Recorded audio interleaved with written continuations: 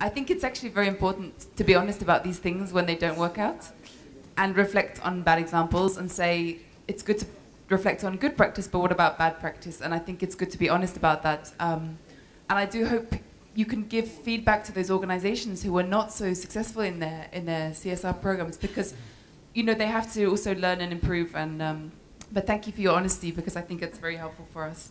And it is about trust as well, building up trust between both sides, the company and the voluntary organization. And so thank you very much for that reflection. I'm going to quickly hand over to the floor now. It's your turn to ask a question.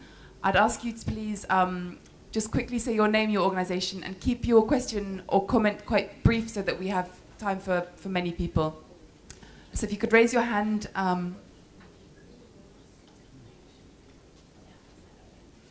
Yeah, Rob, you come back up. So will you take a microphone? Okay, so we have a question here from the floor already. Yeah, my name is Ancho Gospodinov, and I am Special Advisor to Commissioner Kristalina Georgieva. I was pleased to hear what Pani Javor just told us about, especially the identification of needs and recruitment. And sometimes I wonder, before we decide how to train, select, deploy people, do we actually also know where we deploy them? Where are the priorities? I do not see in most of our papers how and who decides on priorities. Where are the most vulnerable groups? So we train properly the volunteers, we deployed them. So we are looking for excellent results, but also in the places where we need them. I mean, I worked for over 25 years with volunteers, and I can tell you that in 1992, when there was a very unpleasant war in former Yugoslavia, and I had about 1,000 volunteers from the Red Cross, and people were dying and starving, and an NGO from a beautiful country in Europe sent 4 lorries, trucks with food for dogs and cats, and insisting that the volunteers should start immediately search for those domesticated animals that are deprived of basic dogs and cats' rights, not having food.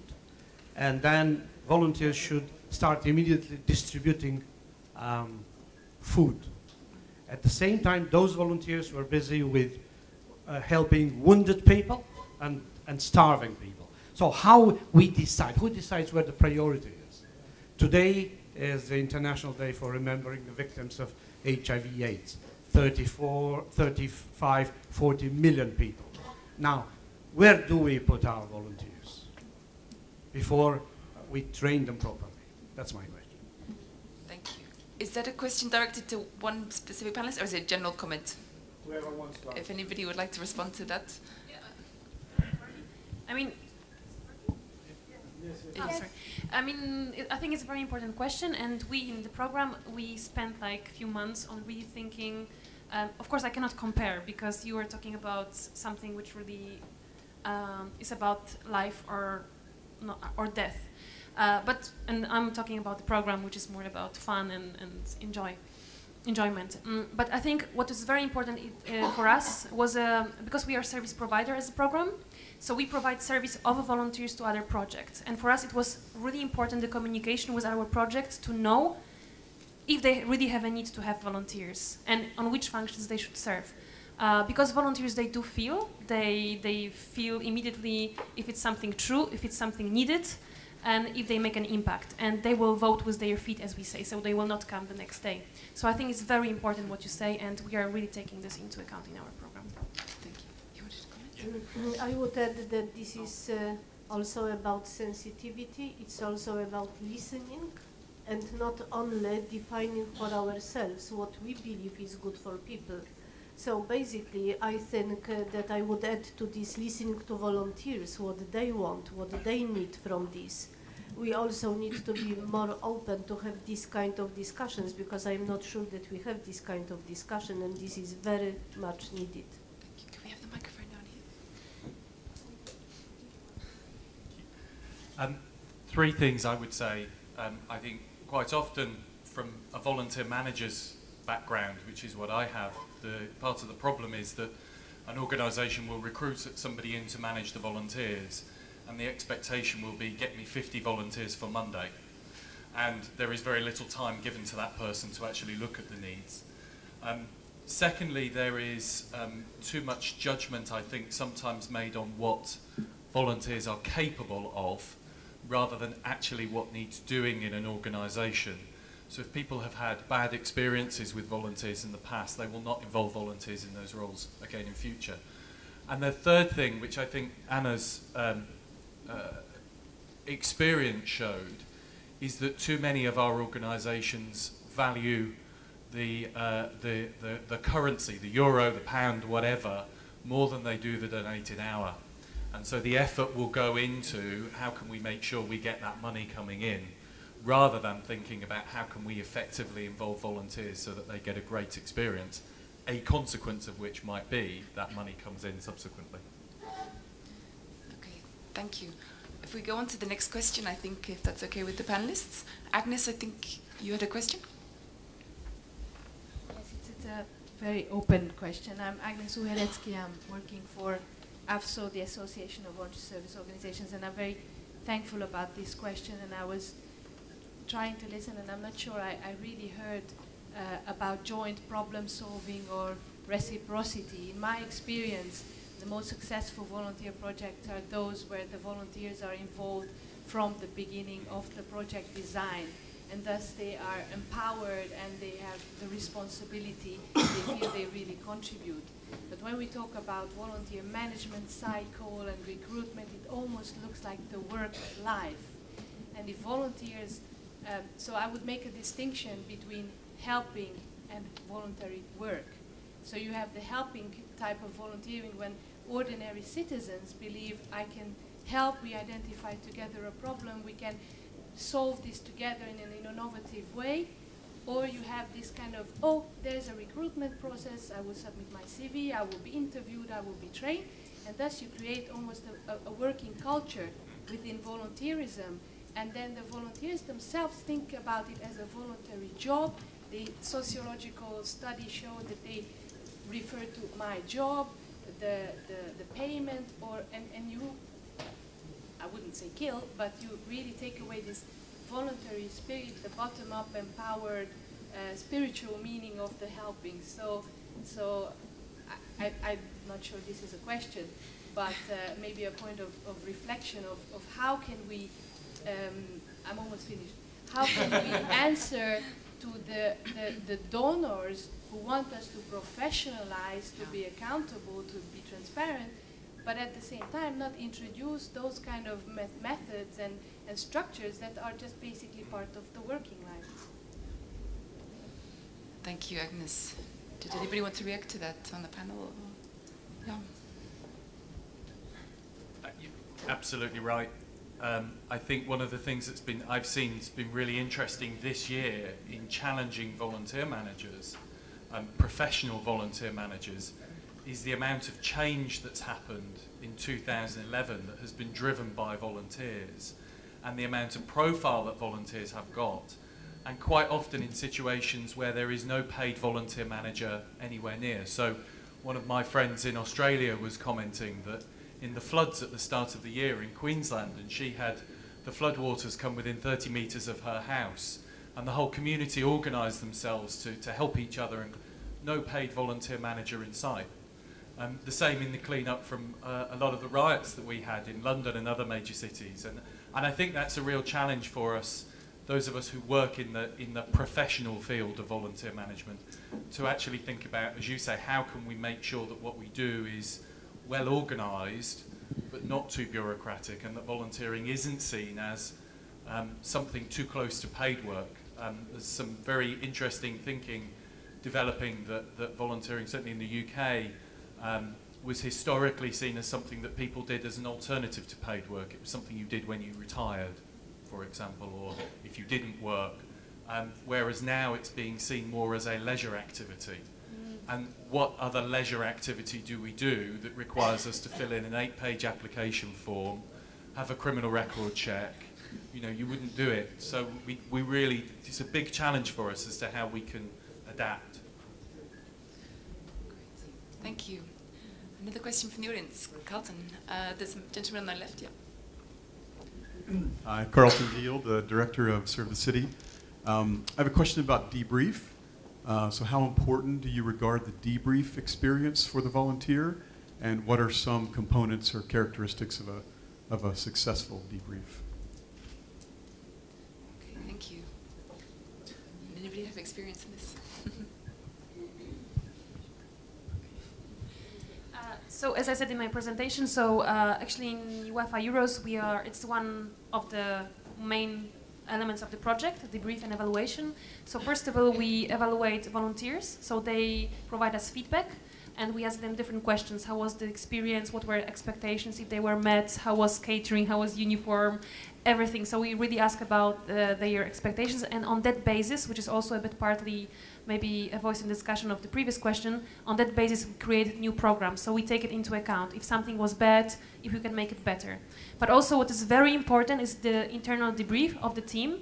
So after each management cycle element, so communication, recruitment, training, we do internal debrief within our team, and also we ask other projects how they think the cooperation went. So I was working in 3 different, as I said, sectors, and I think it's really professionalized, and I think it really serves organization, and that's why on each tournament it's getting more and more professional, and I think it's very, very important part, and it's often forgotten. Yeah. Thank you. Another question from the audience. Rob at the back. Thank you. I'm Bob Broughton. I'm here representing the Johanniter Order International in Europe, but at home I've recently been the Chief Commander of the St John Ambulance Brigade in Wales, UK. My question is for Camilla. When you created your voluntary workforce for the very rich sport of soccer, UEFA, did you consider consulting or using pre-existing voluntary organizations in Poland or elsewhere in Europe, like the Johanniter, who could have provided a lot of those skills ready trained? Good question. It's a quite difficult question for me, because when we were doing the program, I came also in a certain moment when some political decisions were taken, and the decision was, for example, taken that we would do it centrally, so that we would not outsource recruitment, communication to the non-governmental organizations. I know that there are programs like, for example, London, 2012, when they work extensively with NGOs, non-governmental organizations, and also, for example, Host City Volunteers program, the second program, is cooperating a lot with NGOs and was consulting NGOs to know how they can communicate, how they can do it. In our case, the decision was to do it centrally. However, of course, we do cooperate with NGOs. For example, in the Sport Volunteering 2012 Plus group, which was established, we were cooperating in the European Year of Volunteering 2011 group. So we have contact. We are active in different conferences, so we exchange views. And also, for example, we were working with some organizations in communication of our program. But it's a different model than, for example, London 2012. That was a satisfactory answer for you. Yes, somebody at the back has got the mic. Hi, my name is Midge Coombs. I'm from the World Association of Girl Guides and Girl Scouts. And Anna, I would just like to make a comment towards IBM. I really appreciate your honesty and your persistence when you're obviously having a very challenging experience working with NGOs. It's very disappointing to hear this, as I have some very positive examples where it is working and it is very beneficial for the individual, the company, and the individuals that you're actually trying to volunteer towards. I think it would be interesting to encourage you to continue but also to maybe liaise with other business partners and other organisations on how they're overcoming these challenges. Thank you. I just wanted to say that because the time was so limited, so that's why I focused on the problems, and I was thinking that today there is a place to talking about problems and how to solve it. But of course, we do have a lot of positive examples, but I would like to see like a majority of organizations who are professional. And speaking of the spirit of volunteerism, okay, I think that's important, and we do have this, but I thought we are talking about long-term volunteering, because I think that's the difference. Long-term volunteering and some action. We also are organizing Christmas action, playing some theater for children, collecting toys, but that's different. I'm not expecting any special, skills from my volunteers where we are doing such things. But when we, for example, are implementing some programs, like even mentoring for some adults or I don't know, young people. So I think that's important to have some skills. But so that's the distinction for me. Maybe I should say that I know, but that there are different kinds of volunteering. I was mostly focused on long-term volunteering. Yes, okay, a question in the back and then come to the front. Yvonne McKenna from Volunteer Ireland. Just want to thank all the speakers. I probably have a comment or question for all of them, but I'll keep it short. Just on the last one about IBM, we had some experience of this with IBM in Ireland as well, and I suppose, like the last speaker, I think there's lots of positive examples. Perhaps so if you don't say, we will give you money if you take some volunteers, it might lead to a bit of a different arrangement with it. I just have a question. One of the speakers mentioned the difficulty of getting volunteers to self-identify as volunteers. And this is something I find myself a lot. They can be very passionate about the activity rather than the act. And for those of us who, I suppose, have a broader perspective on volunteering, and we see the power of volunteering, that can be a little frustrating. I just wondered if anyone had any thoughts on how we might, as policymakers perhaps, encourage people to self-identify as volunteers. And the reason I ask that is because I do think that, in a sense, what drives quality is a demand for quality, and having a shared, a collective sense of the importance of volunteering or its potential impact would perhaps demand that of organisations as well.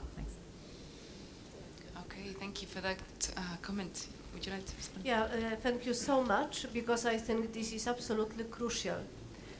My idea about why they have difficulties in identifying themselves with being volunteers is that we kind of exaggerate making volunteering a kind of the system-driven activity that is talked very highly, using words like in Poland, for example, that this is the kind of the center of civil society, and it's all about, democracy and future and so on and so on. What really works is making it very concrete, very down to earth, and also acknowledging, so to say, this variety, because volunteers are very, very different. So instead of talking about volunteerism as such and how important it is for our democracy, it's much better to say that there are various people who do various things, and you can join any group that you wish. So I think that we are a kind of guilty because of this neo-language that now gets less and less effective. And also, when we talked to young people during our study, they felt embarrassed because these are big words. And they didn't want to talk about how they can support the development of civil society in Poland by the act of volunteering. Nobody wants to become volunteer because to become volunteer. Volunteerism is not a value in itself. It's the name that we tend to give to something that is all about totally different things. It's about compassion. It's about free will, it's about being open to people, and so on and so on. So let us not forget about real values and real motivations instead of going for something that is maybe beautiful but very academic or very false in terms of these big words. Thank you. Thank you. Okay, and the question here at the front. Thank you. My name is Clementine. I'm from French organization working on international mobility for young people. And I have a question for Mrs. Anna Jawar and all the business sector in general. I would like to know, in your CSR policy, do you also work on recruitment of your employees? I would like to know if, how do you assess when you have someone applying for a job who did volunteering before and who can present some tools like Youth Pass, for instance, which was presented? How do you recruit them and how do you give value to this type of former experience in their curricula? And did you change your recruitment strategy towards people who did volunteering before entering your company? Oh, that's a good question. Yeah, that's a good question because a few weeks ago we had a meeting and our future chairman, Ginny Rometti, said about it. I mean, obviously we don't have it at this moment, I guess. I'm not in HR, but I guess it's not so highly considered at this moment, but we are thinking about it, and I know that there are even ideas that, for example, young people who would like to have an internship at IBM, they will have to be volunteers before. So even we are going to cooperate with universities to explain them that their student must be a volunteers. Maybe they will have to organize some volunteering for them. I know that it's not official, and I don't get this idea, in 100%. But I know there are some thinking about including volunteering into the recruiting process. So that's only what I can tell you. But in that case, it makes volunteering be more like a compulsory thing to access employment, or do you just value all the competences? I was thinking about only internships, So yeah. I don't think it won't be. I don't think it would be employment around employment. So no. Because the objective. The objective in quality also volunteering is to show that it gave good competences and skills to the people involved that they can use also in job hunting. But the problem is also it can be seen as you have to do volunteering to access job later on. So it's against the free will idea. So it's always complicated. But I wanted to know how the business sector is working. I know I cannot answer, to be honest. Mm-hmm. I cannot answer because I'm not in HR. I don't know what they're thinking for the future. We don't have, at least in Poland, we don't have this at this moment. And I know there are some ideas around internships, but it's still not employment. So it's just all what I can tell you for this moment, to be honest. So I don't know. I remember also from my work in the European Volunteer Center when we were working in the business in the community that they have some really interesting research with results, but it was made mainly in UK. That I don't remember exact result. It was 60 or 70% of our employers, and they really researched like a few hundred business companies. They valued the experience. So I think it's very interesting, and you can probably ask business in the community. They have. In Poland, I don't know, but I wanted just to tell you a small story. When we have candidates, it's not exactly about business, but it shows a bit the attitude. Now we have candidates to volunteering, and many of them, they are 17 and 18 years old, and they come and they have nothing in their application, like in terms of activities. And then I was participating in the interviews, and we are asking questions. So maybe you were walking dogs of your neighbor. Oh, yes, but it's not important. And then maybe you were in your school club organizing theater activity. Yeah, but I don't think it's worth to say in the application to your program, etc., etc. So when you go deeper, it appears that they were so active in the Christmas charity orchestra and different voluntary actions, but they do not simply put it in the CV. So I think the mentality needs to be changed also among young people, that they need to put it in there. But I know you talk about the Youth Pass when they actually put it. Yeah. Did some of the candidates present a Youth Pass, for instance, to show? Many of candidates, but also many people who are applying to my team to be a part, they actually use Youth Pass, and they use also the European CV model. So yeah, I experienced it a lot. Yes, please. Yeah, let's consider also that Youth Pass is very recent, huh? But precisely to answer this kind of question, we intend to evaluate it next year, and we would like to get some feedback on the use of the tool by the employers and not just by the volunteers themselves, the volunteers or the other participants in the Youth in Action program. We can easily guess that between two youngsters who have the same diploma, maybe there is a bigger chance to be employed by the one who can also state that on top of having the same diploma, he has done something else, and offering him the possibility or her the possibility to attest this on the CV. But we have not yet measured it. We launched Youth Pass in 2007. We will evaluate it next year and hopefully get some concrete figures on this. Okay. We have time maybe for one more question. Yes, the gentleman in the middle with his hand up. Yeah.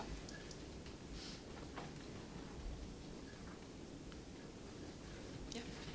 No, behind. Sorry. Oh, I'm sorry. I didn't. Oh. I'm sorry. Okay, we'll have. I'll be quick. We'll have two more quick questions. Yeah. I'm James Tyndall. I'm from Business in the Community in Scotland, and it relates to the last question, and I can answer it for you, I think. So with regards to Anna's presentation as well, I think the question also relates not just to recruitment, but also to how personal development is recognised within companies. And our recommendation is always that volunteering should be one of a range of ways of achieving a development objective or demonstrating that you're good for the job, in a variety of categories, be that team building, leadership, whatever, but it should never be a column in its own right on an application form or a personal development plan. And we see a worrying trend, and my opinion here is not representative of everyone at Business in the Community, even let alone the business sector, but I feel very strongly that we could have a negative impact on the free will element of volunteering if we start having volunteering as a separate column on these personal development plans and or recruitment things, and that actually it should be in the guidelines for HR and for recruitment to say that absolutely it's a valid way of demonstrating these things, and here's some examples including the IP and other things to say this is a great thing and we recognise that this is a valuable thing for your application, but it should never be its own thing. Have you volunteered, yes or no? I don't want to see that. Thank you. And a final remark from the gentleman there. Yes. I'm sorry I missed you before. I looked straight over. Michel de Tapol from France Bénévolat, volunteer organization in France. Just 2 points. We made a survey last year, a national survey, which shows that for 10 million of French people was not anymore volunteers, and 20% of them simply because they would get frustrated in their past organization. Second point, there is 1 million of organizations in France, and 80,000 of them are small organizations without any employees. We develop a volunteer passport, which get a good welcome among volunteers, but a so-so welcome among organizations. The reason why was, well, where do you think we get time to spend with volunteers? We are overbooked already, and getting training the volunteers and so is too much work. And my request is, obviously, training of new volunteers is absolutely obvious, but training of managers and board of organization is absolutely key, and we need the support of the European Commissions and companies like IBM. Thank you. Thank you very much. I think we'll draw it to a close there. If you're happy with that, nobody. Okay. Well, because it is lunchtime now, and I think it's been a very interesting discussion. Thank you very much for your input. I'd like to give an applause to the panelists and say thank you.